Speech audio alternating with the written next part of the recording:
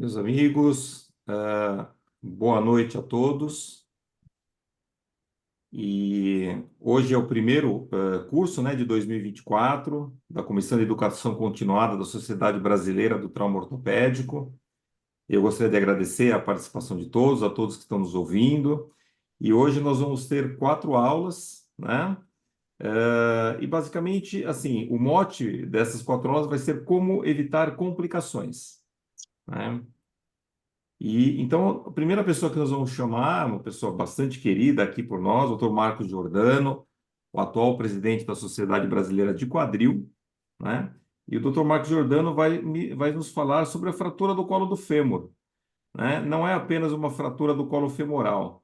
O que fazer no paciente jovem? Então, eu gostaria de convidar o Dr. Marcos, por favor, pode começar a sua aula. Marcelo, muito obrigado.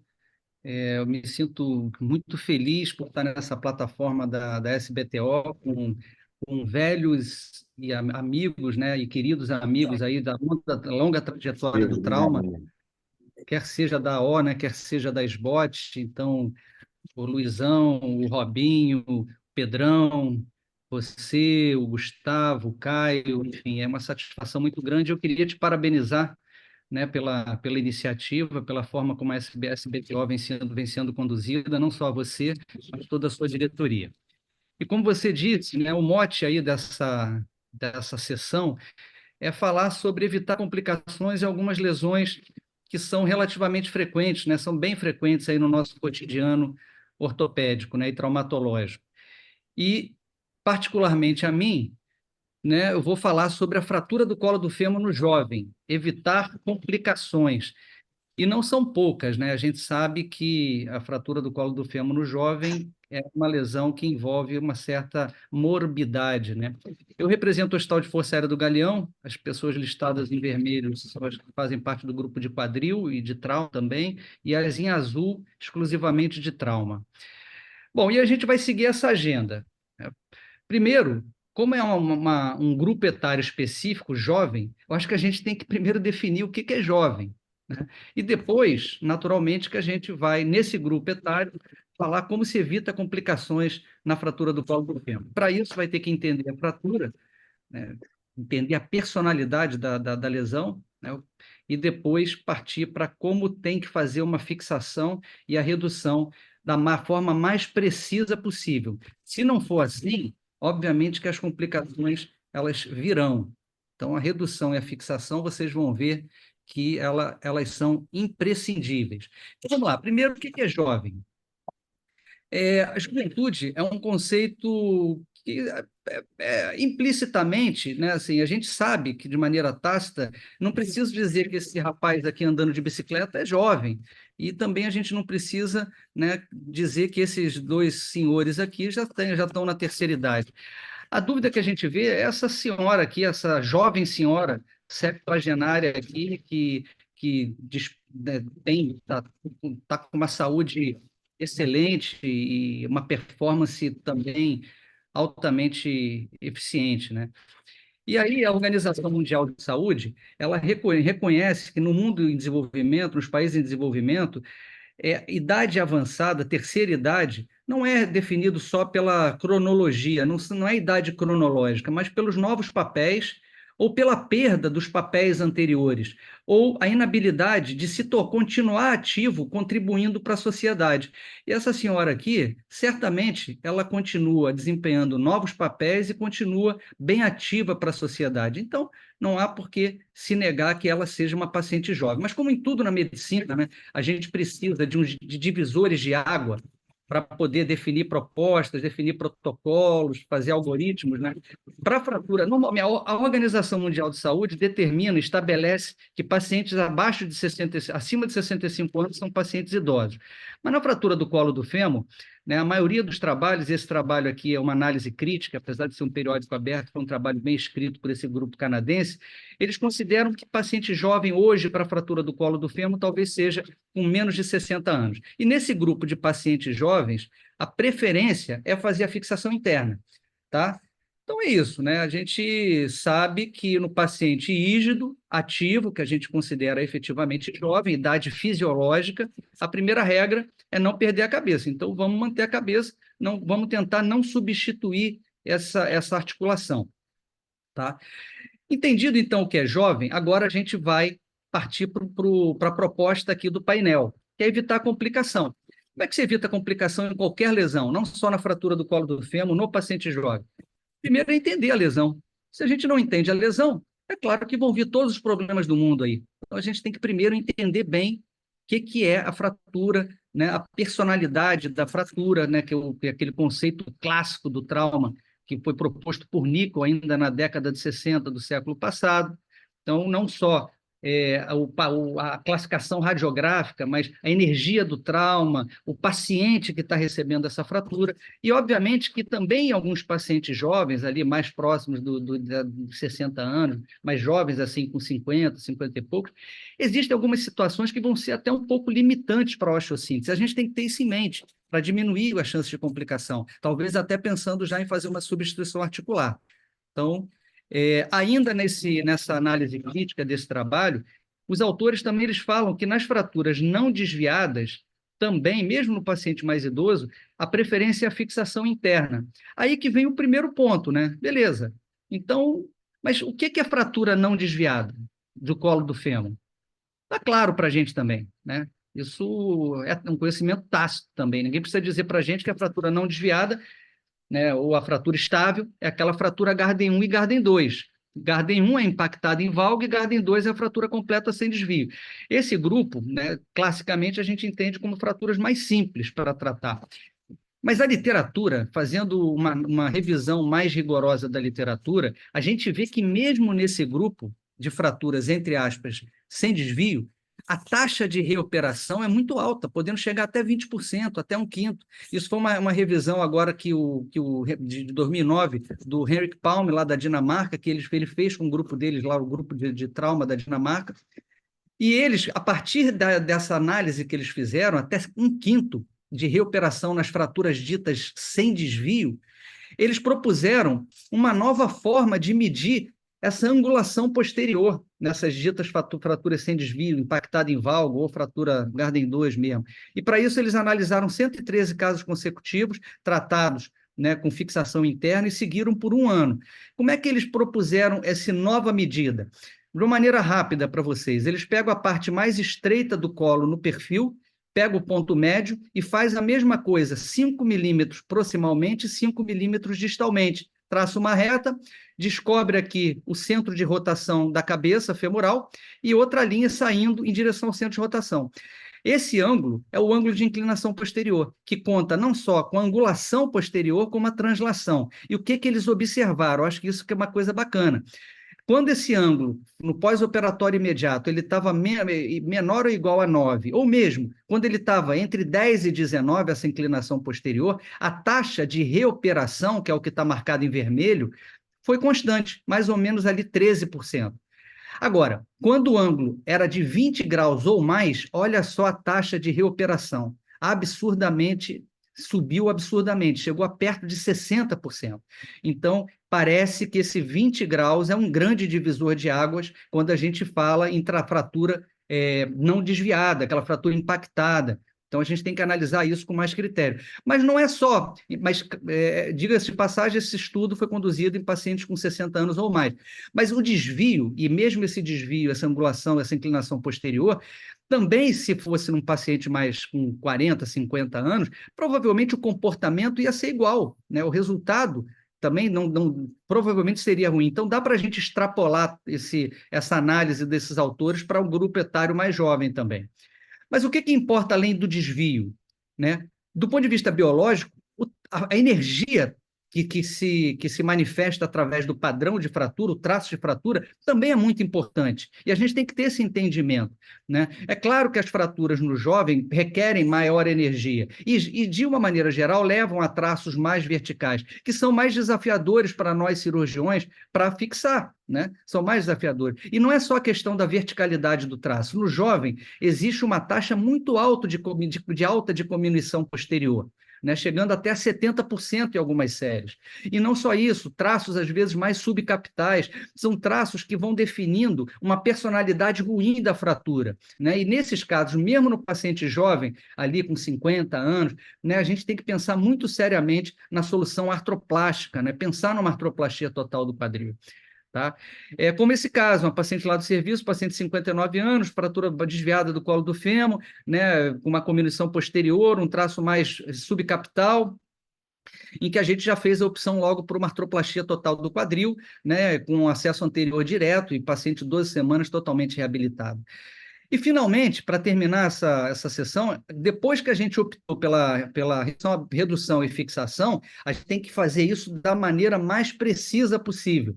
Não dá para ser mais ou menos, porque se for mais ou menos, vai complicar. Então, como a gente está falando de evitar complicação, a redução tem que ser absolutamente fio de cabelo, tem que ser anatômica. Porque, vejamos, olha a redução. Por que ela é importante? Paciente de 54 anos, advogado, a fratura do colo do fêmur, desviada, 10 dias de pós-operatório, a redução não ficou boa, fixação tampouco. E tudo bem, a fratura até consolidou com 4 meses, mas consolidou com um encurtamento significativo. O resultado funcional desses pacientes é muito ruim. Quando consolida com mais de 5 milímetros de encurtamento, a gente sabe que a disfunção é grande, entendeu? Então, não é um bom resultado. Ou outro caso, paciente ainda mais jovem, fratura desviada do colo do fêmur, Garden 4, em que foi feita a redução fechada, com fixação com múltiplos parafusos canulados. A gente percebe que a cortical inferior ficou com um contato e a cortical superior ficou com uma diastase, denotando que provavelmente a redução ficou um pouco invaro. Um pouquinho mais de 2 meses, osteonecrose. Né? Obviamente, o paciente vai ser reoperado, resultado ruim. Né? Então, importante, a redução é o fator mais importante na prevenção de complicações. Se a gente quer prevenir complicação em colo do fêmur, ainda mais nos jovens, a gente tem que reduzir anatomicamente. Agora, quando fazer essa redução? Quanto antes. Mas importante também frisar para vocês que o tempo ele é menos importante do que a redução. O que eu quero dizer com isso? Não adianta o paciente chegar, em 6 horas a gente botar o paciente na sala e conseguir uma redução mais ou menos. É muito melhor esperar o dia seguinte, uma equipe às vezes mais experiente, operar com 36 ou 48 horas e conseguir uma redução absolutamente anatômica. É muito melhor. Então, o tempo é muito menos importante do que a redução propriamente dita, porque a redução permite a revascularização para que haja uma consolidação primária, que a consolidação no colo do fêmur é uma consolidação direta, cortical direta, e é lenta, é um processo lento. Né? E esse trabalho mostra bem isso, né? A gente já vai chegar aqui vai falar da fixação e vai chegar ao fim da apresentação. É uma meta-análise chinesa em que os autores compararam estudos de redução aberta versus redução fechada. O que eles concluíram? Que nessa meta-análise a taxa de osteonecrose foi significativamente superior quando era feita a redução fechada da fratura comparada com a redução aberta. Isso, muito provavelmente, é porque a redução fechada é insatisfatória, muitas vezes, e a gente aceita isso, e não é para aceitar, esse é o ponto. Então, quando precisar, tem que abrir, né, botar parafuso proximal distal, usar pinça de Farabefe ou Young Bluff, fazer fixação temporária, né, para buscar isso aqui, um índice de alinhamento de Garden no AP de 160, no perfil entre 160 e 180, fixação provisória, e aí, então, se precisar abrir e continuar com a fixação definitiva. E esse trabalho aquele do Clinical Orthopedics de 2018 mostrou que comparou entre acesso anterior direto e acesso de Watson Jones, anterolateral e anterior. E o que eles entenderam é que o acesso anterior oferecia uma exposição um pouco melhor para o colo do fêmur. Não é que o outro não possa ser feito. E para terminar isso, a gente vai falar sobre a fixação. Não adianta reduzir anatomicamente se a gente não vai fazer uma fixação adequada. Pode ser deslizante ou não deslizante, ângulo fixo ou não fixo, normalmente se usa mais essas aqui achuriadas. Esse trabalho lá de Leeds, lá do grupo do Gianodes, no grupo não idoso, nesse paciente jovem que a gente está estudando, foi uma análise biomecânica assim, da escolha dos implantes. Qual foi a conclusão? Assim, no abstract eles já colocaram que o padrão de fratura é o que é o mais importante para determinar o tipo ideal de fixação. Então, a fixação tem que ser individualizada. Pode usar múltiplos parafusos canulados em pirâmide invertida? Pode, claro que pode. Mas hoje a literatura tem nos conduzido esse tipo de fixação para os padrões mais simples. Porque quando tem uma cominuição posterior, principalmente, né, de 10 a 20, quando a fragmentação é maior do que 25%, tem uma falha de 10 a 20% com essa configuração. E aí a gente tem que buscar alguma alternativa diferente. A montagem L, parafusos canulados múltiplos com montagem L, talvez seja uma alternativa. Esse trabalho foi conduzido pelo meu irmão, pelo Vincenzo, né, publicado num periódico europeu, que eu tive o prazer também de ser convidado e participar. Foi um modelo que foi feito com ossos de plástico, Powell's 2, e se observou no estudo mecânico, com a máquina universal de testes, que a fixação em L oferecia uma resistência melhor. Então, porque posteriormente havia um controle melhor, né? Então, mostrou maior resistência à retroversão e maior resistência ao varo do que a clássica fixação em pirâmide invertida de Eisner. Outras opções de fixação nesses padrões mais instáveis, o bom e velho parafuso deslizante com placa lateral e anti-rotatório, funciona muito bem também, ou ainda usar um terceiro parafuso, que é o parafuso de Powell's, né, um parafuso anti-cisalhante, ou mesmo parafusos canulados múltiplos com uma placa medial, que seria um efeito anti-cisalhante, ou uma placa anteromedial, com efeito mais de placa de proteção. Tá? Então, para terminar, em resumo, que eu acho que é importante ficar para vocês, para evitar complicação na fratura do colo do fêmur, primeiro, entender o que é jovem. É o indivíduo saudável, ativo, que continua produzindo para a sociedade, não puramente a idade cronológica tem que ser avaliada. A gente tem que entender a fratura, para evitar complicação ou qualquer, não só de fratura do colo, mas para qualquer lesão ortopédica, tem que entender a lesão. Entender que o jovem precisa de maior energia para ter fratura. Então, a verticalidade e a cominuição são mais graves. Tem que estudar isso por imagem. Então, tem que fazer radiografia e muitas vezes complementar com tomografia. Tem que ter radiografia em perfil, senão a gente não vai fazer um estudo adequado. Respeitar a lei universal do tratamento das fraturas, que é o quê? Redução, redução, redução. E aqui só cabe redução anatômica, fio de cabelo. A redução pode ser aberta ou fechada. Há uma tendência cada vez direcionando um pouquinho mais para aberta, mas se a fechada a gente conseguir uma redução anatômica, está perfeito. Se abrir, parece que o acesso anterior direto dá uma exposição um pouco melhor do que o acesso anterolateral, e a fixação tem que ser customizada. Fraturas com padrão, com traços mais horizontais, parafusos canulados múltiplos, pode ser. Montagem L é uma boa opção, versus parafusos deslizantes com antirrotatório. E fraturas com traços mais verticais, mais instáveis, parafuso deslizante com antirrotatório ou parafusos canulados múltiplos complementados com ou uma placa medial anteromedial ou mesmo com um terceiro parafuso anticisalhante, que seria o parafuso de Powell's. Desculpe aí o tempo que eu passei. Muito obrigado. Bem, Marquinhos, parabéns pela aula, uma aula muito interessante, né? Você mostrou algumas coisas de literatura, eu achei bem interessante aquela análise que foi feita, né? Que você mostrou, quando você tem mais de 20 graus de retroversão no pós-operatório da fratura do colo do fêmur, você tem uma taxa muito grande de complicação, achei bem interessante isso. Aquela fixação em L, né? Que está se mostrando até um pouco superior às fixações em triângulo e ou triângulo invertido, como a gente está acostumado. Queria fazer duas perguntas para você, Marquinhos. Primeiro, quando que você usa tomografia, se é que você usa tomografia computadorizada na avaliação das fraturas do colo? No sentido de avaliar melhor a cominuição póstero-medial, né? Porque, como a gente sabe, um dos grandes problemas da fratura do colo não é além do varo, é a retroversão da cabeça, né? Então, algumas pessoas defendem que a tomografia computadorizada consegue avaliar melhor esse tipo de cominuição póstero-medial. E a segunda coisa, nas fraturas Gardner do tipo 2, né? O que você prefere mesmo assim, apesar de ela ser uma fratura completa sem desvio no idoso, fazer a osteossíntese ou já partir direto para uma artroplastia total de quadril, já que muitas vezes o idoso demora para consolidar, ele fica mais tempo acamado, você dá carga para ele, ele tem dor, sendo que quando você faz uma prótese, essas complicações já são muito menos visíveis. Vamos lá, excelentes perguntas, Marcelo. Vou começar pela segunda. Então, o paciente que já passou aquele borderline, passou dos 55, dos 60 anos, com qualquer fratura do colo do fêmur, tirando aquele cara que é extremamente ativo, é aquela senhora que eu mostrei, a minha tendência é cada vez mais fazer artroplastia total do quadril. Peguei um paciente de 70 anos com um Garden 1, impactado em valgo. a minha tendência é fazer uma artroplastia total do quadril. 70 e 80 anos, artroplastia total do quadril. Então, cada vez mais, fugindo do grupo etário jovem, jovem de fato, que aí a gente é aquele conceito relativo, eu opto por uma artroplastia total do quadril. E segundo, não é que não possa ser feito, né? Como a gente discutiu aqui, não é que não possa ser feita uma redução e uma fixação, uma redução anatômica e uma fixação adequadas. Mas eu acho que a literatura também tem conduzido cada vez mais nesse grupo, fugindo do jovem para a artroplastia, porque a taxa de reoperação é menor. E mesmo os scores funcionais são superiores também. Esse é um ponto importante.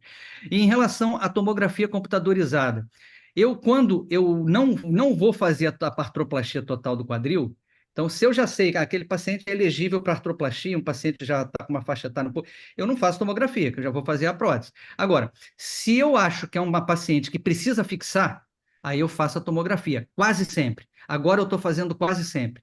Porque foi o que o grupo dinamarquês de trauma, o Henrik Paul, mostrou. Aquela fratura que muitas vezes a gente considera, essa fratura sem desvio, está impactada em valgo. Quando você olha o perfil, você vê que tem mais de 20 graus. E a radiografia, para a gente ver isso, a radiografia fica de qualidade ruim, não é fácil fazer uma radiografia. Então eu acabo pedindo a tomografia. A não ser que a radiografia seja absolutamente em perfil e eu esteja absolutamente seguro de que aquela fratura realmente está bem alinhada, né? Então vai permitir uma fixação. Mas então, objetivamente respondendo, cada vez mais eu peço a tomografia quando eu vou fixar a fratura. Muito bem. Alguma pergunta a mais? Gostaria de lembrar as pessoas que estão nos ouvindo também que vocês podem fazer as perguntas pelo chat, né? Que a gente lê as perguntas e passa para o apresentador. Então, obrigado, Marcos, novamente. Excelente aula. Parabéns. Vamos dar seguimento, então. Agora eu vou chamar Obrigado, mano. nosso diretor, né? Dr. Luiz Henrique Penteado, que vai falar para nós sobre fraturas do acetábulo no paciente geriátrico, estratégias de tratamento para prevenir complicações catastróficas.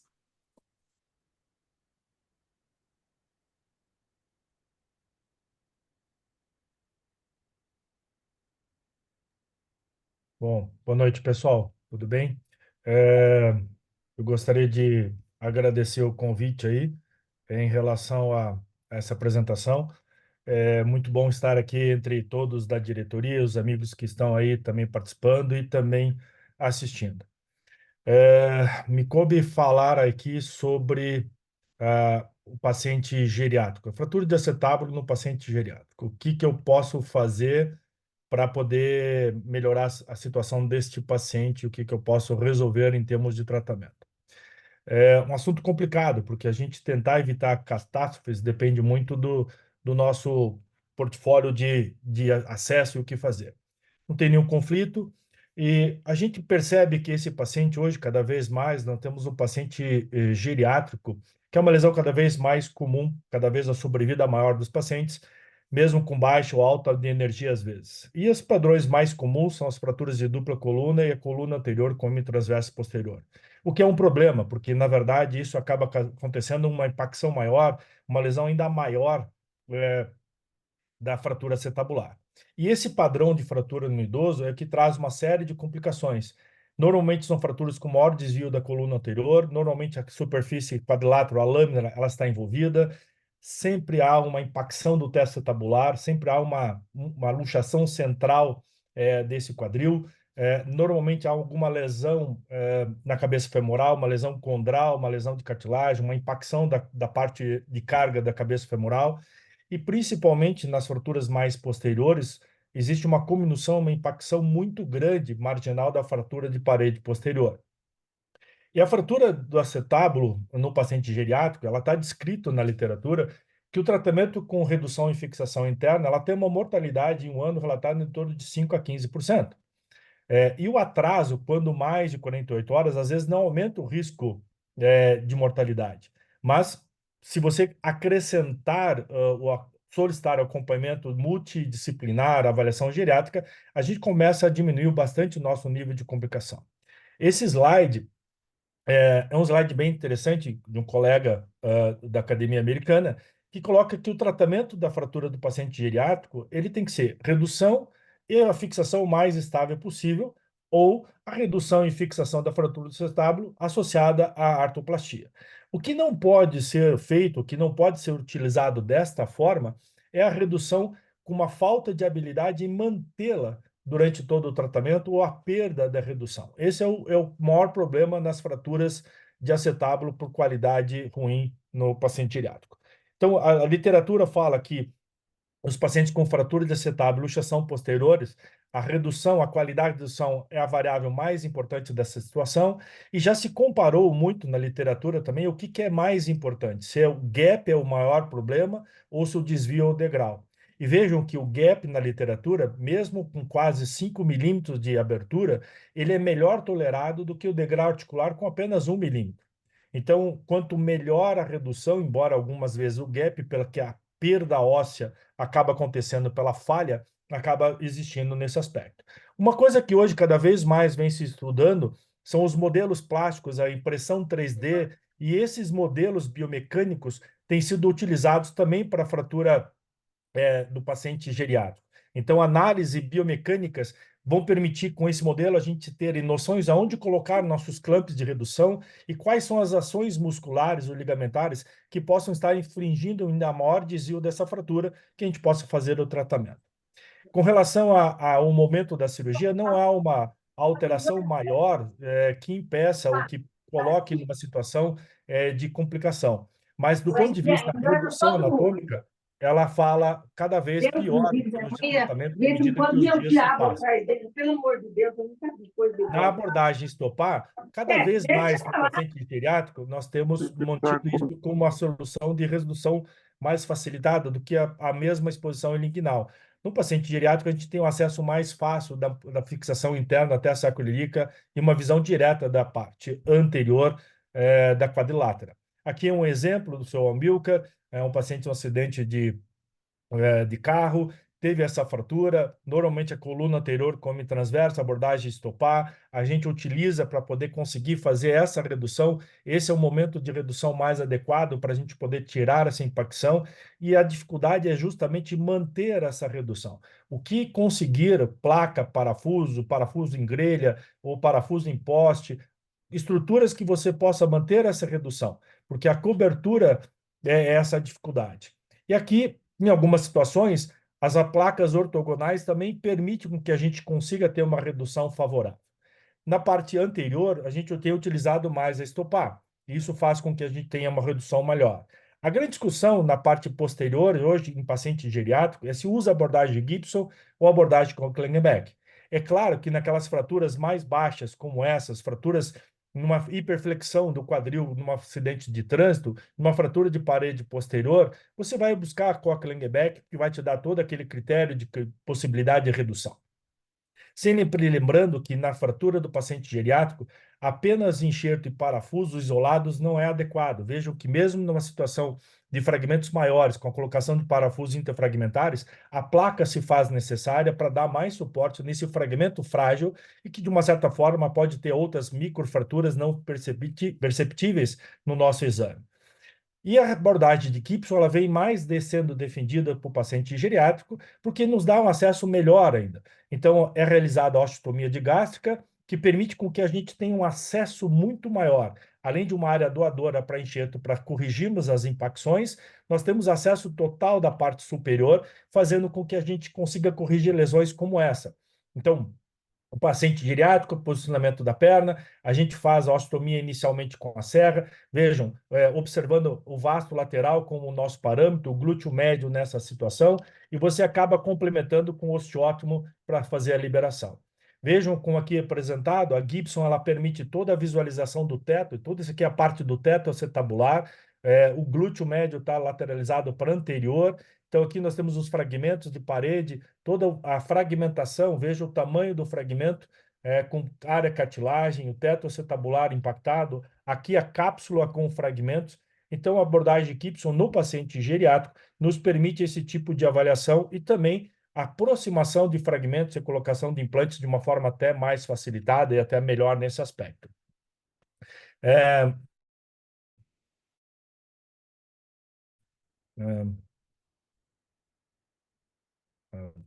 eu computador aqui. Opa, acabou voltando. Então, esse aqui é o aspecto do paciente que nós vimos. Então, uma abordagem de Gibson com osteotomia de gástrica, a colocação dos implantes e a colocação de uma forma mais favorável. E você sabe que também no paciente geriátrico, como o Marcos Jordano acabou de comentar, na situação de uma não possibilidade de reconstrução e como foi colocado antes, a não estabilização adequada, a colocação da artroplastia é favorável nesses pacientes. Vejam, esse é um caso também operado que eu fiz agora em fevereiro. Então, um paciente de 89 anos de idade, com esse tipo de acidente, com esse tipo de fratura e impacção, então o ideal para esse paciente é planejar uma artroplastia. A gente usa um anel de reforço, algum tipo de situação, é paciente do SUS, um anel de Schneider para poder ter um suporte e a colocação de enxerto da própria cabeça femoral e a artroplastia como uma solução favorável para esse paciente. A nossa preocupação, principalmente na fratura de acetábulo, é como não tratar incorretamente esse paciente. O que nós devemos evitar? Vejam esse caso, por exemplo, um paciente de 74 anos de idade, que estava voltando de uma feira para a propriedade rural, sofreu um acidente com o trator, houve um capotamento com o trator por cima desse paciente. Essa fratura é uma fratura, embora não perceptível, mas uma fratura de coluna posterior transversa com parede posterior. Então, nós temos aqui toda a parte radiográfica desse paciente, e esse aqui são imagens de um paciente que foi transferido para mim da sua cidade de origem, entendeu? Então, essas são radiografias que vieram tomografia. Esse paciente foi pensado no que fazer pelo colega, o colega discutiu isso com a família e colocou uma tração esquelética, e vejo que mesmo com a tração esquelética ele nunca conseguiu reduzir esse paciente. Então, já começa esse ponto. Então, em nunca momento, houve uma redução favorável desse quadril. Então, nessa situação, ele optou por cirurgia, obviamente já era necessário há muito mais tempo, e ele usou a orientação de reconstrução por via posterior. E esse paciente voltou com 2 semanas, eu não tenho raio-x de controle, para retirada de pontos, e voltou assim.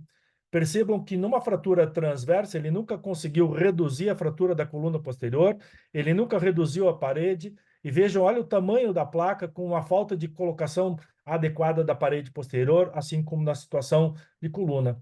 Esse paciente foi levado para nova avaliação, veja a impacção, nunca houve uma redução adequada dessa situação. Isso fez com que esse paciente tivesse maior dificuldades ainda de tratamento.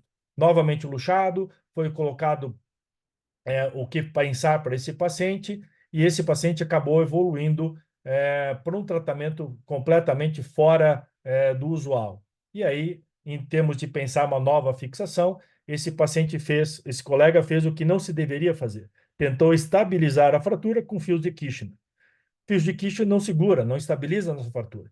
E muito pelo contrário, em algumas situações, esse paciente vai voltar numa funcionalidade ainda pior. E vejo que esse paciente volta 40 dias depois com dor abdominal e infecção na ferida. E percebam que, olha o que vejamos aqui, um dos fios dentro da bexiga desse paciente. Então, essa é a situação do que não fazer, do que é impossível fazer em algumas situações como pacientes como esse. Essa é a ideia de evitar o tratamento de um paciente que poderia ser muito bem resolvido numa situação de uma redução adequada, paciente geriátrico, qualidade óssea, que acabou se perdendo nesse tipo de tratamento efetivo. Então, a lembrança de mensagem em função do meu tempo, ultrapassado já, eu vou deixar para vocês a mensagem de que o ideal para esse tipo de paciente é que a gente trate da maneira mais adequada possível e faça o reparo da lesão com maior suporte em função da qualidade óssea e da estabilização desse paciente. Obrigado, pessoal. Desculpe ultrapassar o tempo aí. Muito bom, Luizão. Ótima aula também. Que caso esse último, hein? Realmente é um caso que chama muita atenção. Deu tudo errado. Tudo bem que começou errado, mas as coisas foram piorando ainda mais, né? Essa última cirurgia, fixando a cabeça do fêmur no acetábulo, com vários fios de Kirchner, foi uma coisa realmente impressionante. Acabou um fio migrando para dentro da bexiga. Luizão, queria te fazer uma pergunta, na verdade, né? Você falou sobre a osteotomia de gástrica. Não dá para você fazer osteotomia de gástrica também na via de acesso de Cocker-Langenbeck? Qual que Vamos lá. seria a diferença do Gibson? Por que é melhor fazer a de gástrica no Gibson do que fazer no Cocker-Langenbeck? A curvatura da abordagem da Cochlear-Beck, a Cochlear-Beck, ela se direciona um pouco mais para a espinha ilíaca posto-superior e ela vai direcionar da abordagem de pele um pouco mais na região posterior. Então, o que que a gente pode fazer na abordagem Cochlear-Beck com uma ampliação em algumas situações é a tenotomia do glúteo médio. Então, se você quiser ampliar teu campo de visão, o que você pode fazer é a tenotomia da porção posterior do glúteo médio, que faz com que você tenha uma possibilidade de ampliação um pouco mais da região do teto. Mas ele igual, você não consegue chegar na parte anterior. E quando você faz a osteotomia digástrica na Cochlear-Beck, a própria parte moles da própria abordagem mais posteriorizada, ela impede que você consiga chegar mais anteriormente. Até porque quando você é necessário jogar esse flip, né, da região trocantérica, você precisa de campo para poder colocar algum afastador, um Roman, algum afastador estático na parte anterior da pelve. Então, isso com o Gibson é muito mais fácil de você chegar, que na Cochlear-Beck você não consegue ter esse acesso. Perfeito. Mais alguém? Alguma dúvida? Sem dúvidas Não? no chat. Muito bom. Luizão, muito obrigado. Excelente aula Eu que também. agradeço. Tá? E agora nós vamos passar para a terceira aula do módulo. Dr. Guilherme Boni vai falar conosco, tá? E ele vai falar sobre as fraturas da tíbia distal, otimizando estabilidade e minimizando complicações. Guilherme, muito bem-vindo aqui, né? Nós agradecemos a você ter aceitado o convite e agora a aula é sua. Pode começar. Então, boa noite. Queria agradecer à sociedade. Fico bem feliz de estar participando desse evento. Queria agradecer aí o Tadeu, Guga, Luizão, Robinho, todo mundo aí. Coube a mim falar um pouquinho sobre fraturas do terço distal da tíbia, otimizando estabilidade e minimizando complicações. E aí eu me deparei com esse tema, achei bem legal, porque em todas as discussões aí que a gente tem nas fraturas de tíbia distal, todo mundo comenta, a gente comenta, prefere fazer placa, outro prefere fazer haste, mas quem prefere fazer haste costuma avaliar a topografia da fratura, o da haste vai ver se cabe fragmento, muito parafuso ou não. Então eu falei, opa, calma, o tema é perfeito, vamos avaliar então quando a gente tem que agregar essa estabilidade e como para diminuir complicação. Então, primeira coisa, acho que é o planejamento, né? O planejamento ele é essencial. O planejamento da estabilidade de qualquer coisa que a gente vai construir vai evitar essas falhas e as temíveis complicações. Então, na minha cabeça veio, então quando e como eu vou otimizar essa estabilidade para minimizar essas complicações? Então, na minha cabeça é quando e como. Então, quando? Quando agregar estabilidade? Ao meu ver, a topografia do traço é um dos principais. Eu tenho alguns tópicos, né, de quando, mas um deles é a topografia da fratura. Então, a altura desse traço de fratura vai me levar a que implante eu devo conduzir essa osteossíntese e o quão grande tem que ser a minha estabilidade para que essa fratura consolide da forma correta. Outro parâmetro que a gente tem que levar em consideração é o traço da fratura, né? É o tipo do traço da fratura. Então, uma fratura simples, a gente pode agregar de uma forma a estabilidade. De uma fratura cominuta, a gente tem que começar a pensar um pouquinho melhor em agregar um pouquinho mais estabilidade. Então, o traço, sim, deve ser levado em consideração para a gente ver o que nós devemos agregar de estabilidade nesse sistema. O acometimento da fíbula, para mim é importantíssimo. A hora que, quando a gente avalia uma integridade ou não da fíbula, a sua fixação, seja ela com placa, com parafuso, até com uma haste intramedular, ela se faz necessária, pois agrega essa estabilidade ao sistema.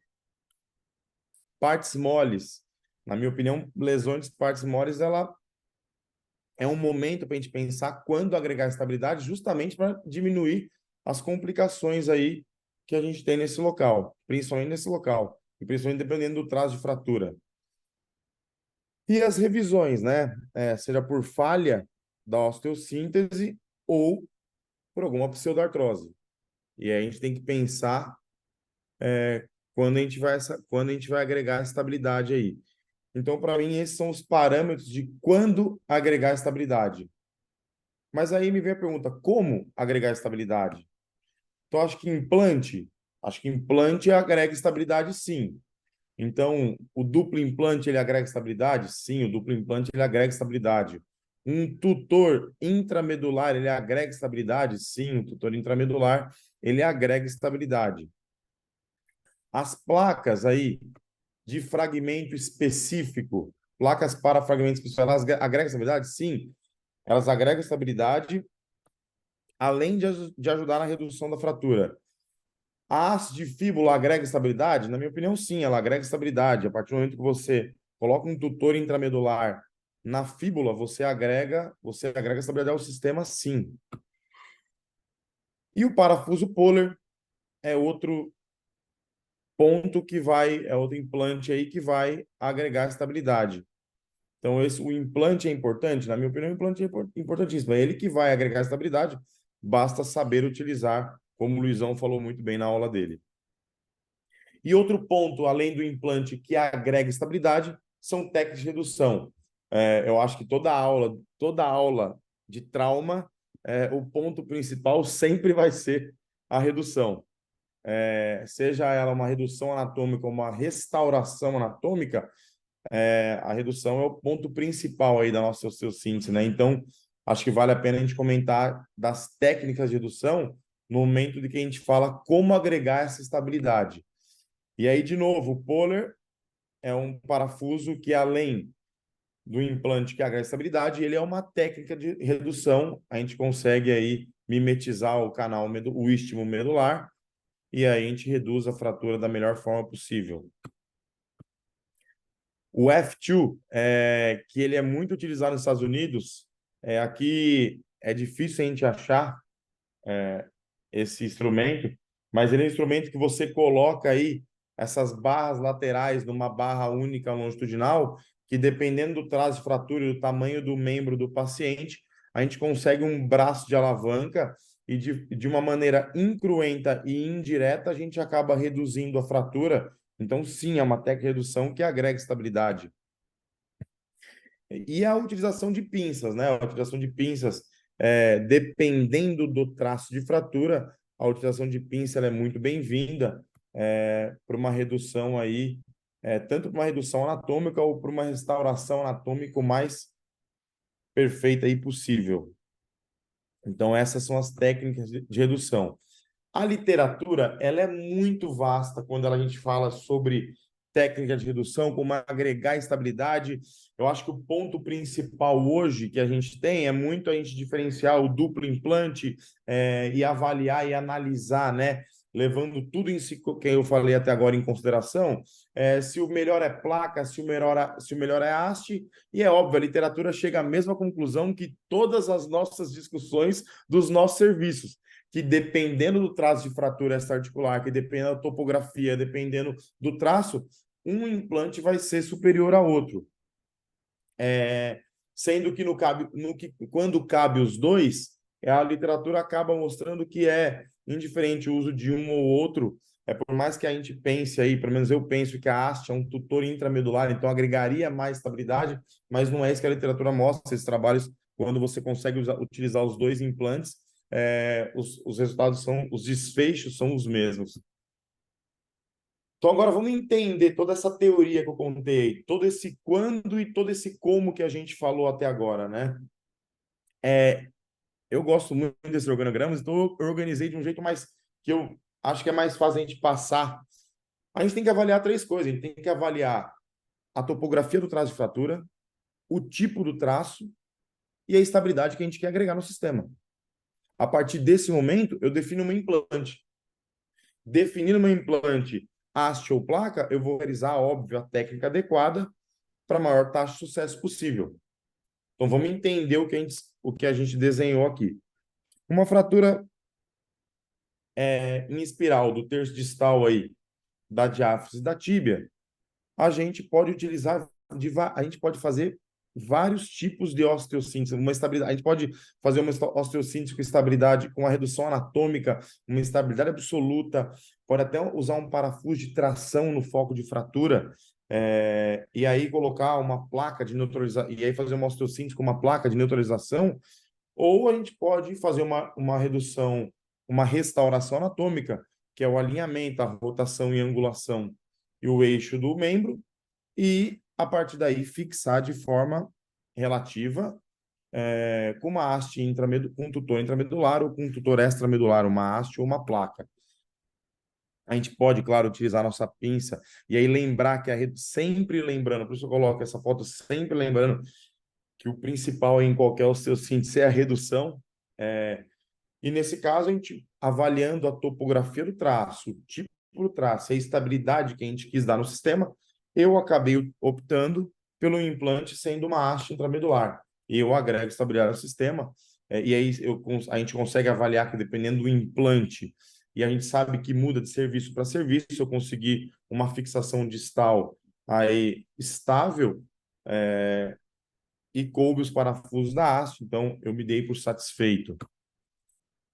Mas de uma fratura mais distal, de certa forma cominuta, com envolvimento da fíbula, será que implante que a gente deve utilizar? E aí, novamente, uma fratura, desculpa, passou rápido, uma fratura aí cominuta do terço distal da tíbia, que envolve a fíbula, envolve o maléolo medial aí, mas não é o traço principal da fratura. Então, eu considerei como uma fratura do terço distal da tíbia maestra articular, pois não é o traço principal. Como que a gente fica aí nosso organograma? Então, a fratura distal, um tipo de traço cominuto, onde a estabilidade que a gente vai agregar no sistema aí é uma estabilidade relativa, e aí, a partir desse momento, eu escolho o implante. Eu sempre tendo a fazer uma haste intramedular quando esse implante cabe no sistema, e eu acabo optando por duplo implante, uma placa para fragmento específico, onde além dela reduzir o traço de fratura, ela me ajuda a agregar estabilidade, e aí eu faço a restauração desse eixo anatômico e faço a minha fixação com uma haste intramedular e acabo fixando a fíbula também, claro. Então, acho que a gente tem que avaliar bem o organograma.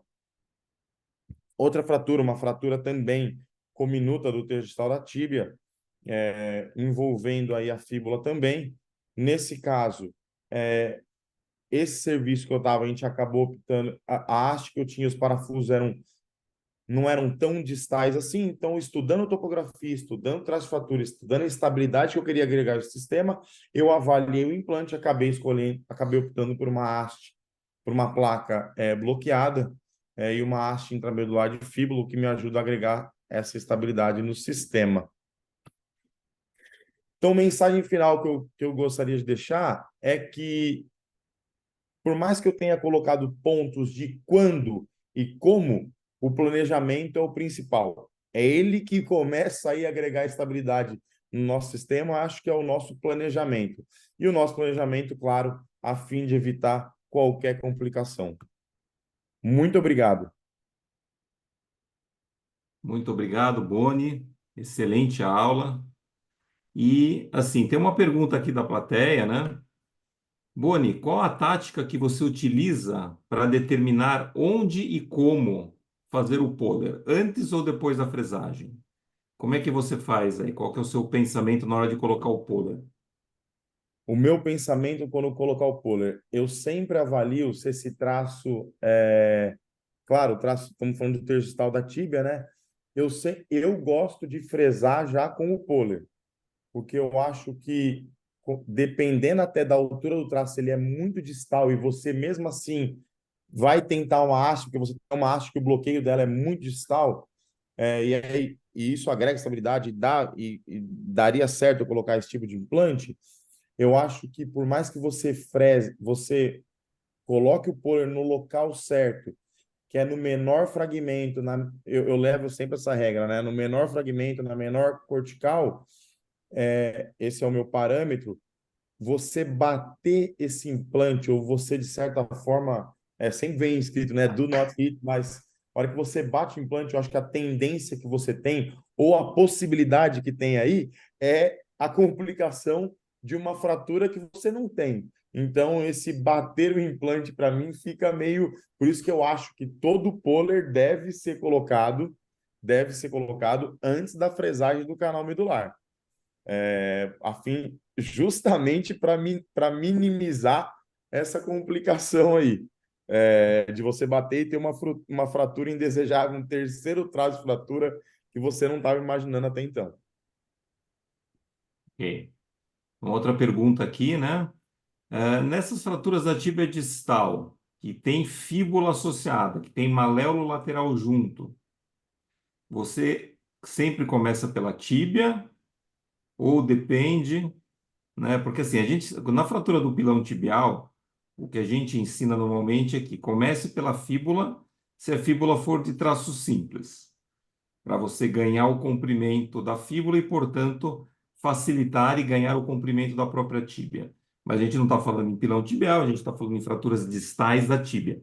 Então a pergunta é essa, né? Fratura de tíbia distal, você com maléolo lateral, você quer fixar os dois, por algum motivo, né? E você começa por qual? Pelo maléolo lateral ou pela tíbia? Acho que, Marcelo, se você matou a charada, eu começo sempre pela tíbia, porque não é uma fratura do pilão tibial. Eu não tenho que. Eu não, e até vem até o próprio princípio de Algol vem mudando, né? Antigamente a gente sempre falava que sempre começava pela fíbula, hoje a gente, dependendo do traço de fratura, a gente começa ou não pela fíbula, né? A gente ganha o jogo ou não pela fíbula. No meu ponto de vista, a fratura do terço distal da tíbia, eu não preciso ganhar o comprimento para ter a redução articular, a articulação está intacta. Então, eu tenho por costume fazer a tíbia, realizar a osteossíntese da tíbia, seja com placa ou dupla placa, placa mais haste ou placa para fragmento específico, e depois disso eu faço a osteossíntese da fíbula. Eu tenho a preferência aí por haste de fíbula, porque eu ajudo a agregar mais ainda estabilidade ao meu sistema, mas eu não começo pela fíbula nunca, raras exceções. Perfeito. Agora a última pergunta, né, para você, Boni. Quanto ao fato da haste geralmente permitir carga precoce em relação às placas, isso deve nos influenciar na escolha pela haste? Ou seja, É, a gente quer carga precoce, é melhor por haste que a placa ou não? esse tema é muito legal, né? Eu acho que é um dos temas mais atuais que tem, é a liberação de carga, não só para as fraturas da tíbia distal, mas para as fraturas do fêmur distal, da tíbia proximal. A literatura não mostra isso. A literatura não mostra que necessariamente a haste você possa liberar uma carga com maior segurança do que se estiver feito com uma osteossíntese com placa. E aí, por isso que a gente bate na tecla, e aí todos nós aqui batemos essa tecla, eu acho que a redução importa muito mais do que o implante, e ao agregar essa estabilidade e avaliar esse organograma que eu acabei criando para facilitar o meu entendimento, eu acho que isso sim vai fazer com que eu pense em liberar carga para esse paciente antes ou não. E aí, não é porque eu usei um tutor intramedular que sim agrega mais estabilidade por ser intramedular, não é por isso que eu vou colocar esse paciente para uma carga antes do que o paciente que eu fiz uma osteossíntese com placa. Eu acho que a redução e todo o sistema vale mais do que isso. Deixa eu fazer uma pergunta, então, deixa eu queimar um pouquinho do tempo. Boni, assim, brilhante aula, cara. Maravilhosa aula.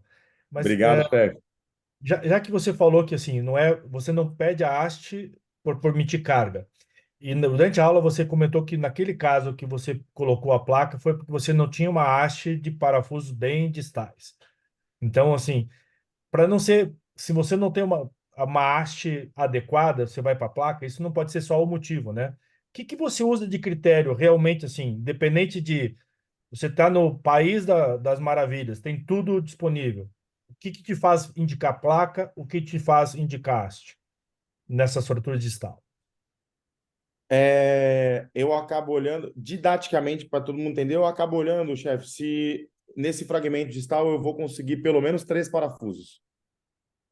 Se eu vou conseguir 3 parafusos, se eu consigo uma fixação com pelo menos 3 parafusos da minha haste, claro que a gente levou em conta a redução do sistema, tudo isso antes, né, no nosso planejamento, mas se eu planejar e eu conseguir uma fixação com 3 parafusos ortogonais, multilocking nessa haste, principalmente se num mundo perfeito, se eu tenho uma haste onde o parafuso bloqueia na própria haste, eu acho que eu estou tranquilo em liberar a carga no mesmo tempo que uma fratura um pouco mais alta ou que eu usei uma placa bloqueada.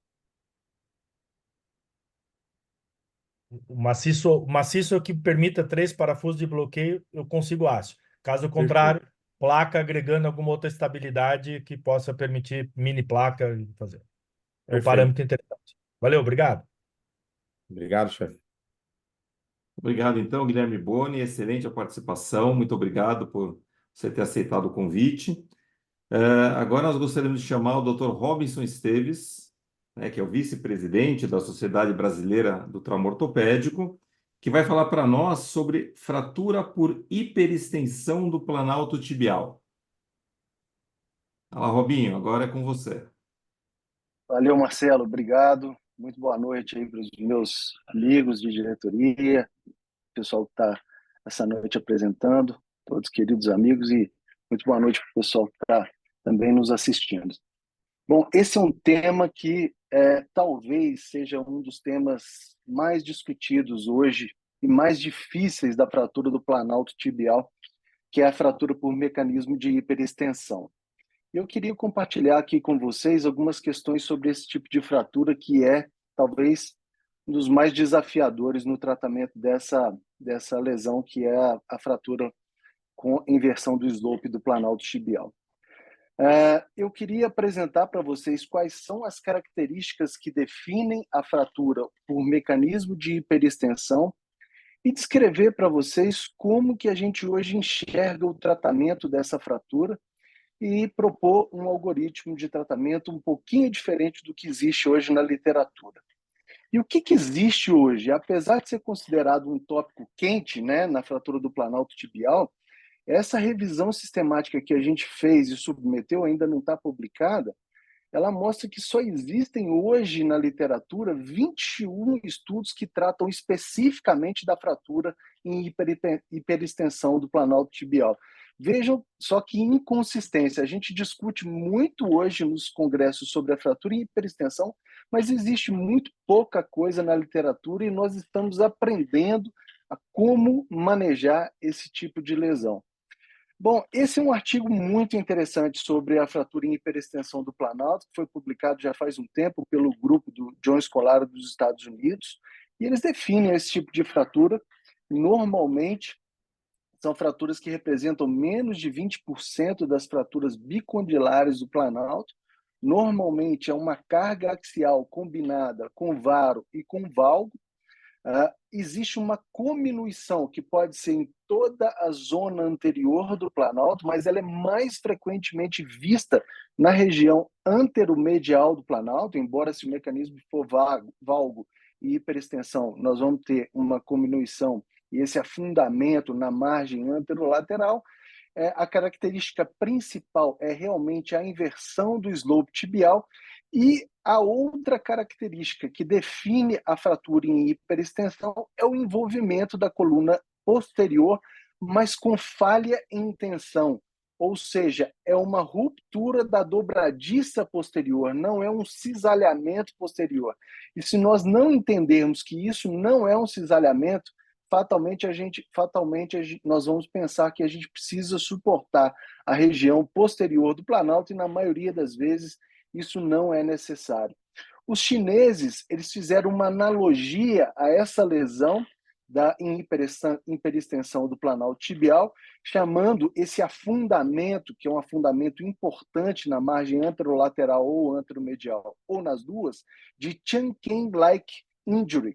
Seria o que eles chamam de Changkeng, é um ponto turístico, é uma geossutura da China, que é o poço mais fundo e mais largo e com maior comprimento do mundo. Para vocês terem uma ideia da analogia que é feita com o grau de afundamento que nós temos na margem anterior com a fratura em hiperextensão do planalto tibial. E outro grupo da China, eles classificaram essa fratura de acordo com a integridade ou não da dobradiça posterior. Então, no tipo 1 da classificação de Yao, nós temos somente um afundamento anterior, mas com integridade da cortical posterior. No tipo 2, nós temos esse afundamento anterior, mas há um acometimento da dobradiça posterior sem desvio, e o tipo 3, que é o tipo mais complexo, que é o afundamento anterior e uma perda da congruência, uma falha em intenção com desvio da dobradiça posterior. Esse aqui é um estudo também do grupo de Harborville sobre o tratamento, o diagnóstico e as estratégias de tratamento para a fratura do planalto tibial em hiperextensão, e esses autores eles enfatizam que realmente a lesão posterior não é cisalhamento, é uma falha em intenção, é uma perda da dobradiça, e eles propõem para o tratamento das fraturas bicondilares, normalmente a utilização de duas vias, uma posteromedial e uma anterolateral. E por quê? Porque pela via posteromedial, primeiro eles reduzem, fixam e estabilizam a dobradiça posterior, e depois com o spreader aí vai tendo a redução então do slope tibial para depois fazer a fixação. Normalmente o gap que se tem na região anterior é um gap enorme. É difícil de você preencher esse gap somente com enxerto, ou mesmo que seja algum tipo de enxerto estruturado. Então, em algumas situações, eles propõem até a colocação de cages como suportes da região anterior, e podem ser ou não preenchidos por enxerto, para aumentar, para aumentar a estabilidade da fixação e suportar aquela zona de impacção da cortical anterior.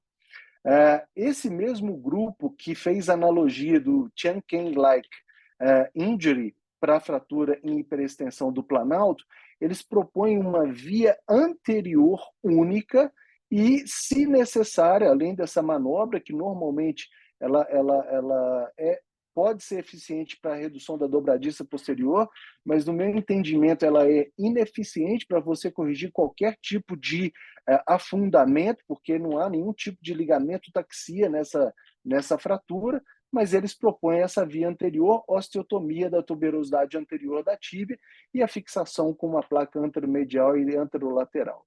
O problema é que, normalmente, há uma cominuição nessa zona justa tuberosidade anterior da tíbia, e você fazer uma osteotomia pode ser extremamente difícil de você ter suporte ósseo para a fixação da fratura em hiperextensão, da osteotomia da tuberosidade anterior, e também porque muitas vezes, além de cisalhamento anteromedial e anterolateral, nós temos uma perda do perímetro, que é uma característica importante, além do afundamento, da fratura em hiperextensão. Esse é um caso desse grupo em que eles fizeram essa fixação, então serve como mais uma modalidade de tratamento, embora, no meu humilde entendimento, essa fratura não deva ser abordada dessa forma. Esse é um caso extremamente simples. Se vocês observarem, é uma fratura que aparece muito pouco na radiografia, mas esse é o problema da fratura em hiperextensão. Normalmente, nós temos uma dissociação clínico-radiográfica, e esses pacientes com uma radiografia aparentemente inocente podem ter lesões de partes moles importantes, e por isso é muito importante que nós tenhamos um entendimento do mecanismo do trauma, que nesse caso tem um cisalhamento e uma falência do perímetro anteromedial. Então, isso significa que eu tenho uma fratura na zona anteromedial, então uma fratura em hiperextensão e varo. Nessa circunstância, a literatura mostra que, além da propedêutica com a radiografia e com a tomografia, nós devemos fazer também a ressonância. Vejam essa revisão sistemática que foi publicada o ano passado pelo grupo do Frosch, mostrando que nas fraturas Schatzker-4 o índice de lesões ligamentares é extremamente alto.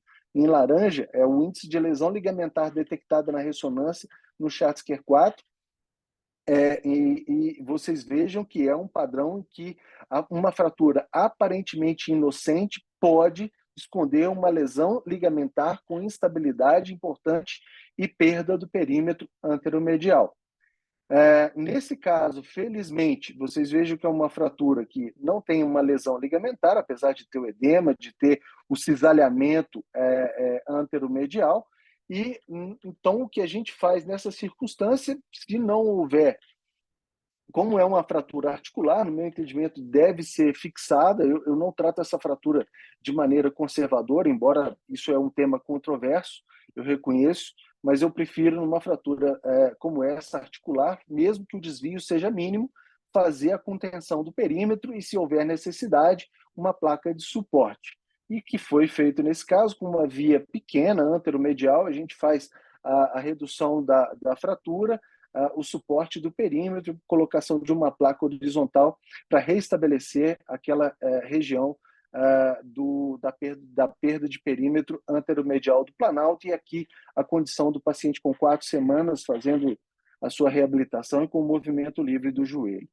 Mas aqui já temos uma situação de um caso muito mais complexo, que é de uma fratura em hiperextensão em uma paciente com 58 anos, que é professora de educação física, e apresentou com ausência de comorbidades clínicas, uma saúde boa, sofreu queda e apresentou um edema importante, um edema moderado, mas sem sinais de síndrome compartimental e ausências de lesões neurovasculares. Um outro ponto importante na fratura em hiperextensão é pensar que isso funcionaria como em alguns casos de luxação do joelho. Nós podemos ter lesão arterial, uma lesão de poplítea grave, e isso tem que ser examinado naquele primeiro atendimento dessa paciente e merecer uma vigilância nas primeiras 48 horas, buscando uma eventual lesão vascular. Para essa paciente, então, nós fizemos um tutor externo, um fixador externo, para melhora da condição de partes moles.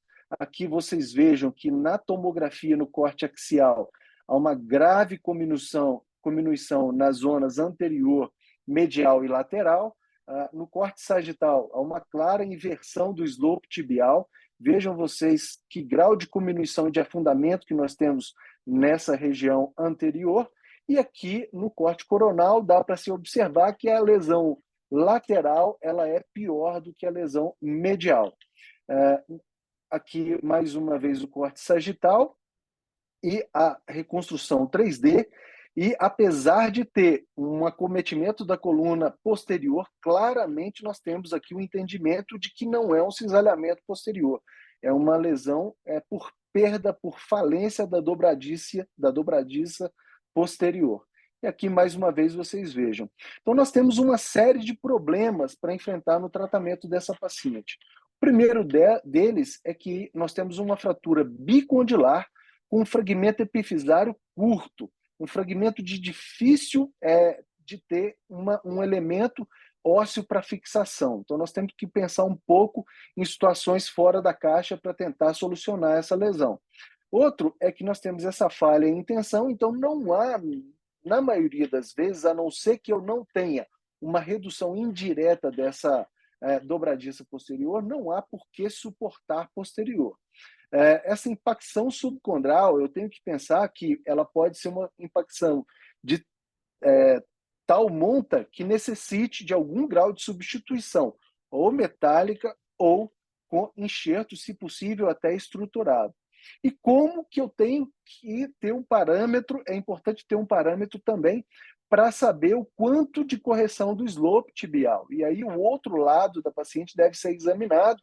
Isso pode ser feito até no intraoperatório para a gente saber que grau de correção do slope tibial que nós vamos fazer. Então esse é o protocolo que eu uso para essas lesões. É uma via, no caso aqui, é uma dupla via, porque é uma fratura bicondilar, e como a lesão anteromedial é uma lesão mais benigna que a anterolateral, eu comecei, nesse caso, pela via anteromedial, e a colocação de um spreader anterior e observar se nessa situação, na radioscopia em perfil, nós temos a integridade, uma restauração, melhor dizendo, não integridade, mas uma restauração da dobradiça posterior. Se isso for conseguido, eu não faço a abordagem póstero-medial, que é aquela abordagem que eu mostrei no trabalho preconizado pelos colegas de Harborville. Agora, se eu tenho uma condição em que a via anteromedial ela não foi suficiente para fazer uma redução indireta da falha em tensão posterior, aí sim nós temos uma indicação clara para se fazer uma via posteromedial, restaurar a dobradiça posterior e depois fazer a fixação anterior, que seria uma condição como essa que foi realmente a preconizada pelos autores lá do Harborville. E depois disso, que a gente tem uma restauração do slope tibial, esse gap anterior ele tem que ser tratado de alguma forma. E a forma que a gente utiliza para fixar essa fratura com um elemento melhor de fixação do que simplesmente parafusos é utilizar placas de mini fragmentos como lâminas. E para colocar essa placa como lâmina, normalmente ela é colocada paralela ao slope tibial e a gente faz uma hipercorreção dessa placa, uma hipermoldagem, e antes de colocar a placa, obviamente, é feito um túnel com um osteótomo fino para que eu tenha uma boa área de contato entre a placa e o osso. E como essa placa vai funcionar como uma placa em lâmina, ela vai fornecer uma estabilidade mecânica maior do que a fixação somente com parafusos. E assim foi feito aqui a colocação de um fio de Kirchner, depois a colocação do spreader para fazer a redução posterior. Vocês vejam que foi restaurada a dobradiça posterior, então não foi necessária a abordagem posterior. Aqui, tratando primeiro a coluna medial, a colocação da placa após o túnel feito com o osteótomo, ela é hipermoldada, e a gente vai acompanhando isso, essas imagens de radioscopia de frente e de lateral, para depois que fizer essa fixação nesse plano coronal, a gente aumentar a estabilidade no plano sagital. E com isso, a gente tem essa restauração da coluna medial. O problema é que continua uma fratura independente na coluna lateral. E então é necessária uma abordagem anterolateral, a restauração do perímetro anterolateral com uma pinça de redução, mas vejam vocês o tamanho do gap que nós temos aqui na região anterolateral do planalto tibial pelo afundamento causado pela hiperextensão em valgo.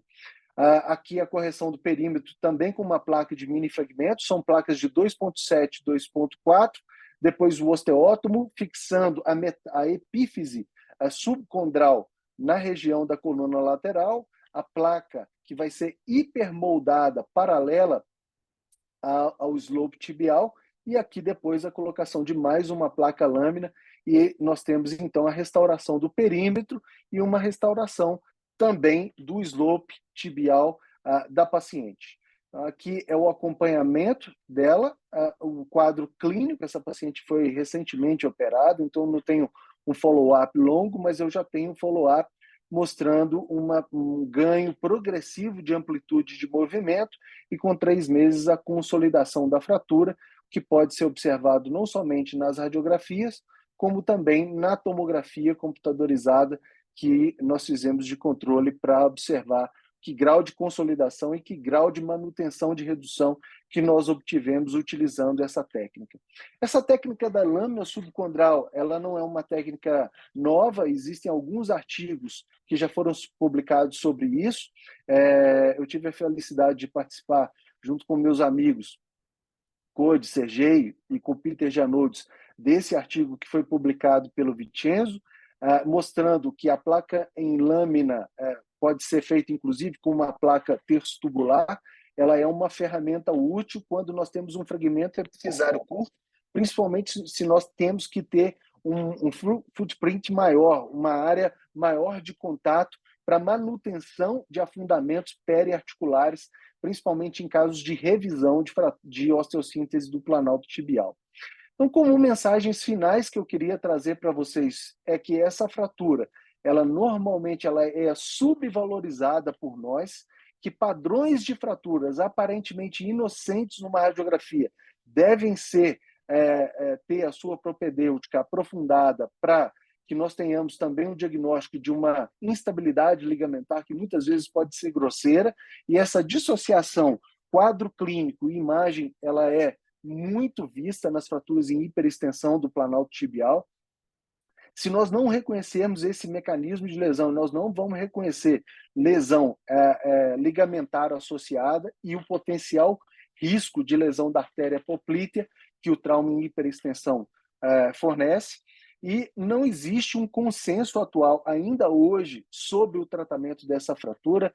Essa revisão sistemática que a gente fez é justamente para mostrar que a literatura ainda é muito pobre na abordagem da fratura em hiperextensão, e essa proposta de tratamento que nós temos é justamente para tentar reconhecer que alguns casos aparentemente simples de perda do perímetro podem esconder instabilidades grosseiras, sejam ósseas ou ligamentares ou combinadas, e que a restauração do perímetro é muito importante para se fornecer estabilidade nessa fratura, e que nesses casos nesse caso que eu mostrei para vocês, inclusive, não foi colocado enxerto ósseo de forma alguma, foi simplesmente otimização de eficiência mecânica de implantes de minifragmentos para tentar fornecer uma estabilidade, e isso funciona como uma osteotomia de Pudú. Se você fornece estabilidade, normalmente aquela falha vai ser preenchida por osso. E essa é uma proposta de tratamento, não eu não tenho aqui a pretensão de falar que é a melhor e nem que é a única, mas é mais uma alternativa que vocês podem avaliar nos seus pacientes com fratura em hiperextensão do planalto da tíbia. Muito obrigado a todos pela atenção. Parabéns, Robinho, uma excelente aula, muito bom mesmo, né? Apresentando para nós, apresentando para os ortopedistas que fazem trauma, essa lesão em hiperextensão do planalto tibial, que muitas vezes é pouco reconhecido na prática. E eu gostaria de fazer uma pergunta, né, com relação à parte final que você falou mesmo, né? Que, assim, a utilização das placas acaba, às vezes, por não necessitar do uso do enxerto, né? Então, assim, aí você mostrou na literatura até pessoas colocando cages, né? Para suplantar aquele defeito anterior que fica na fratura em hiperextensão. Você acha que tem alguma indicação de colocar enxerto de qualquer forma? Qual que seria o melhor enxerto? Um tricortical de ilíaco, um substituto ósseo? O que você acha a respeito disso?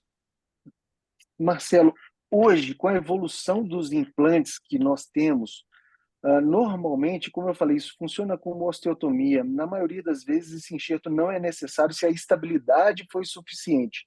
Mas tem alguns casos, e eu reconheço que a fratura em hiperextensão é uma dessas situações, em que se você tiver disponibilidade de um enxerto estrutural, ele vai ser um elemento não biológico, um elemento mecânico de manutenção da redução. Então, eu considero que esse padrão de fratura é talvez uma das únicas situações hoje em que eu pensaria na possibilidade de colocar um enxerto se eu não estiver satisfeito com a estabilidade mecânica que eu consegui. Tá? E aí pode ser um enxerto do ilíaco, mas tem a morbidade. Se a pessoa tiver enxerto de banco confiável, também é uma possibilidade. Tem gente que coloca fíbula estruturada ou os cages preenchidos por um enxerto, seja de ria ou enxerto sintético. Aí tem várias possibilidades, mas o importante é salientar que a função dele aqui não seria biológica, é uma função muito mais mecânica do que biológica, embora haja algum elemento de biologia, dependendo do enxerto que for utilizado, Marcelo. Ô, Robinho, a placa que você utiliza é 2.7 e eu vou te fazer uma pergunta, você fica à vontade para responder, porque assim, é uma placa longa, né? Você faz uma lâmina longa com uma placa 2.7. A sensação que me passa que o fato dela ser longa e ter um braço de alavanca muito grande, que parece que ela vai ser mais fácil de ceder e dobrar. E aí eu me pergunto se você já teve algum caso desse, ou algum colega seu dessas publicações que aconteceu isso, e obviamente se a placa que você usa é 2.7 ou 2.4. Nesse caso, Guga, foi uma placa 2.4 e as outras são 2.7. Essa pergunta sua é muito interessante, porque cada vez mais a gente vem utilizando placas de mini fragmentos, e a partir do momento que você otimiza a eficiência mecânica dela, a chance dela falhar é menor. Então, por exemplo, essa semana eu fiz um outro caso de fratura do planalto Schatzker 6, eu utilizei uma placa 3.5, mas todas as outras foram placas 2.7 ou 2.4 para fazer fixações tipo fragmento específico. Então, assim, algum grau de fragilidade comparando com outras placas tem. Mas, por outro lado, ela tem uma maleabilidade melhor, ela tem um tamanho, dependendo do tipo dependendo da empresa que você utilizar, você tem tamanhos enormes de fraturas com N furos e possibilidades de fazer qualquer tipo de configuração que você queira. Então, assim, eu não tive esse problema, essa paciente não teve falência, eu mostrei a consolidação dela, mas é claro que é uma placa muito mais frágil do que uma placa 3.5, vamos dizer assim. Mas eu não teria uma placa 3.5 tão longa, né? E carga com quanto tempo? Não, eu não tenho pressa nenhuma para fazer carga nesses pacientes. Eu faço mobilização precoce e se o paciente tiver propriocepção e tudo, seria uma carga proprioceptiva, mas eu demoro para colocar carga na maioria das fraturas do planal tibial. Normalmente eu faço isso numa transição de 8 para 12 semanas. Eu não coloco esses pacientes para caminhar por causa de vários motivos, por causa de dor, porque ele perde propriocepção, porque ele perde massa muscular e porque eu não quero correr risco com a minha fixação colocando carga.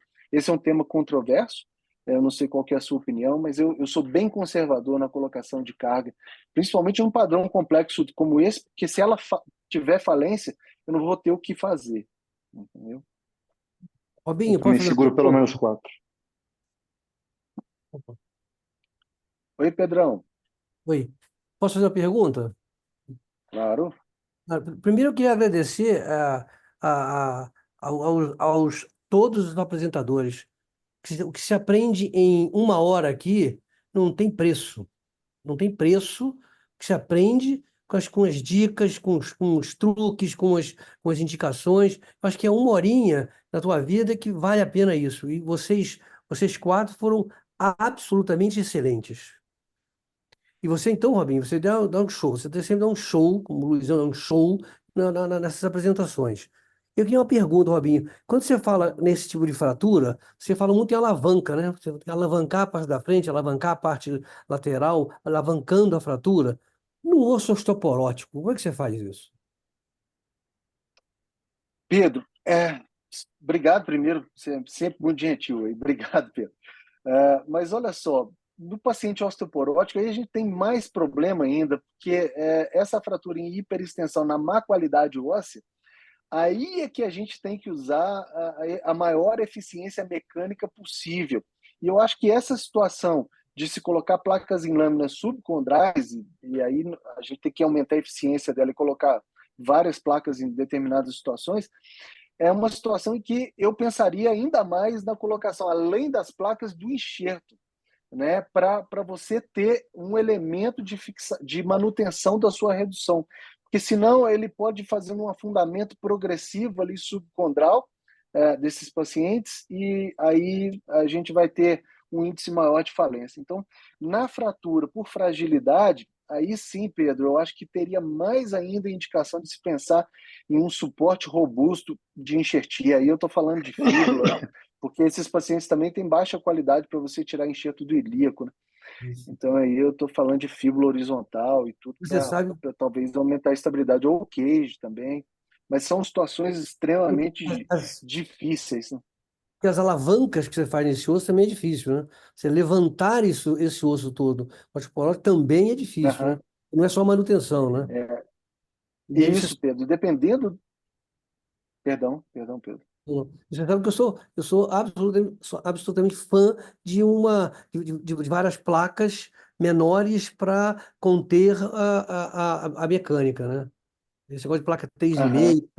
3,5, também já alguns já foi, acho que já deu, né? Acho que, por isso que eu acho que isso aí é genial, essa apresentação, mas me preocupa sempre aquele caso maldito que é osteoporótico, que quando vai fazendo alavanca, você vai comendo osso, você vai destruindo a articulação. É isso que me preocupa. Em qualquer Pedro, situação. aí o que a gente tem que tentar evitar é que esse spreader que a gente coloca na região anterior, que ele vá Ótimo. literalmente rasgando aquele fragmento epifisário, né? Começar pelo lado mais simples, sempre para restaurar o slope e ter um parâmetro para a restauração da outra coluna, E tem um caso interessante, Pedro, que eu vi o Maurício uma vez, ele apresentou num congresso, o Maurício Kifuri, nosso amigo, que foi um caso de hiperextensão, em que ele colocou uma placa, e era um caso extremamente difícil, e que teve uma falência, e a ideia dele foi, ele revisou esse caso, e colocou um enxerto ósseo funcionando, e fixou o enxerto estruturado, não me lembro bem se era uma fíbula, mas era um enxerto, uma tábua, vamos dizer assim, óssea, e essa tábua funcionou como um elemento de fixação, e ele fixou com parafusos, entendeu? Funcionou como uma placa anterior. A paciente evoluiu com a restauração da anatomia e consolidou. Então, são situações fora da nossa rotina, em que a gente tem que pensar em alternativas de tratamento, muitas vezes que fogem do parâmetro usual de vias anteromedial e lateral e colocação de placas anteromedial e anterolateral, porque isso realmente pode ser insuficiente. Exatamente fora. Parabéns.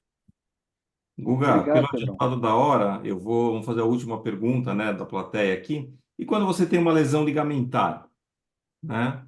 Quando que você trata? Após a consolidação, quanto tempo você espera uma lesão de cruzado anterior ou lesão de cruzado posterior associada? Quando é o momento para você tratar esse tipo de lesão de partes moles relacionada à fratura? Mais uma pergunta sem resposta. Metade das pessoas vão pensar de uma forma, metade vão pensar de outra. Como que eu vou falar para vocês como que eu entendo isso? Mas um pouco, eu uso um pouco do conceito que o Kung Feng Lu utiliza de total solution, que é o seguinte: se você tem lesões com instabilidades osteoligamentares, primeiro, é necessário fazer a restabilização óssea. Se você tem fratura avulsão, sempre que possível, naquele momento que você está fixando essa fratura, ela deve ser fixada.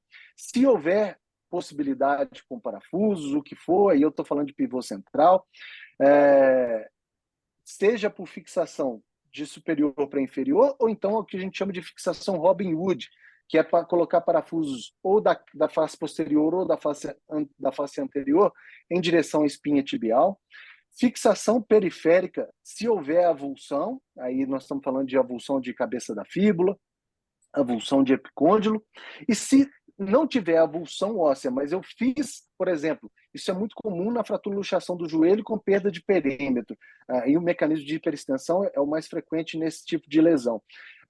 Se você restaurou a parte óssea e ele persiste com instabilidade grosseira, você precisa fazer algum tipo de estabilização, nem que seja ligamentar periférica, nesse momento, e aí eu estou falando de reparo, ou em algumas situações, até nesse momento mesmo de reconstrução, mas você precisa de levar algum tipo de estabilidade para esse paciente. Não dá hoje em dia para sair de um caso de uma fratura ou luxação do joelho, em que a gente fez uma fixação óssea e esse paciente continua com uma instabilidade grosseira e eu vou colocar esse paciente num tutor. Não dá. No mínimo, na pior das hipóteses, ele tem que sair com um fixador articulado combinado com a sua fixação. Mas é mais ou menos o que eu penso, mas isso aí, a semana que vem já muda, porque isso está em constante evolução e entendimento. Marcelo, deixa eu só fazer uma pergunta rapidinho. Robinho, parabéns. Só monstros como você, Vincenzo, Code, o Sergei, para esses artigos aí, apresentar isso aí. Mas deixa eu fazer uma pergunta rápida. Você faz o AP para você corrigir a angulação, é mais fácil de ver na fluoroscopia, mas do perfil para você ver o slope adequadamente é um pouco mais difícil, porque o outro lado também está fraturado, para você ter um controle do slope, quanto está certo o controle de redução ou não. Você põe essa placa já pré-moldada no ângulo que você tenha contralateral de slope do outro joelho, para saber o slope certinho? Quanto você confere para fazer uma correção abaixo do ideal ou quando você está corrigindo acima do ideal slope, para evitar esse tipo de problema? Luizão, é muito difícil, porque a gente não vai ter uma visão muito boa do perfil do outro lado na radioscopia. Normalmente, a gente faz com desnivelamento, uma fixação com desnivelamento da mesa, para ter uma visão do lado que você está operando, mas, se possível, fazer uma análise pré-operatória para você ter uma ideia de como é o slope normal dessa paciente. Do outro joelho. Mas essa correção é do outro joelho, mas essa correção ela é muito mais pensada no spreader do que na própria placa. A placa vai simplesmente fixar o que você conseguiu de correção no spreader. Ele que está fazendo a correção do slope tibial. Então, a placa, depois eu vou colocar essa placa paralela à superfície articular e vou moldar para ela chegar na superfície anteromedial ou anterolateral do planalto da tíbia. A correção do slope ela é feita pela pinça que a gente coloca na região anterior para abrir. É assim que eu penso. Tá bom. Valeu. Obrigado. Muito Obrigado a bem, você. Gostaria de agradecer a todos os nossos palestrantes, realmente foi excepcional a todas as aulas, acho que a gente aprendeu muito realmente, como o Pedro falou. E eu queria só dar dois recados, né? Lembrando que o próximo evento SEC nosso é no dia 26 de junho, né? No final do semestre. E lembrar para vocês que o nosso congresso está chegando, né? O Congresso Brasileiro de Traumatologia Ortopédica, que vai ser de 16 a 18 em maio, em Florianópolis. Então, nós contamos com a presença de todos. O congresso está sendo feito com muito cuidado, com muito carinho, para que ele seja um congresso excelente, que as pessoas consigam realmente usufruir bastante e aprender muito nesse congresso. Então, muito obrigado a todos, parabéns e uma boa noite a todos.